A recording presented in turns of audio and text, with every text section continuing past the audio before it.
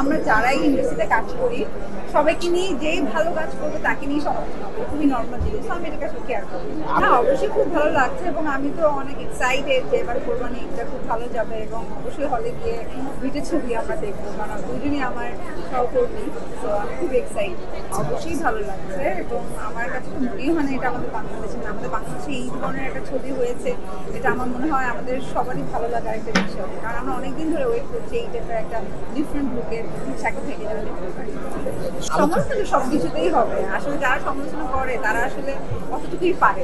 তারা ঘরের মধ্যে বসে ওই ফেসবুকে 2-3টা কমেন্ট সবাই লিখতে পারে। তো আসলে কাজ করানোটা মেইন জিনিস। এটা আসলে আমরা যারাই ইন্ডাস্ট্রিতে কাজ করি সবাইকে নিয়ে যেই ভালো কাজ করবে তাকে নিয়ে সমালোচনা হবে, খুবই নর্মাল জিনিস। আমি এটাকে আসলে কেয়ার করি। আমি দুটো গল্প লক করেছি, যেটার ছবি হয়তো আমাদের এই বছরের শেষের দিকে গিয়ে প্ল্যানিং আছে শুটিং শুরু করা, সেপ্টেম্বর অক্টোবর দিকে। যেটা গল্পটা আমার খুবই পছন্দ হয়েছে, খুব শীঘ্রই আবার নতুন ছবি শুটিং। হ্যাঁ, এটা হার্লিনের বিজ্ঞাপনে হয়তো দেখতে পারবেন, কারণ এখানে এত প্রোডাক্ট, আমরা তো অনেকগুলো বিজ্ঞাপনের কাজ করবো। তো মাত্র তো শুরু হলো, আমি বললাম তো আমার এখনো আরো 5টা বিজ্ঞাপনের মধ্যে 2টোই রেডি আছে। তো সামনে একটার পর একটা আসতে থাকবে আমার।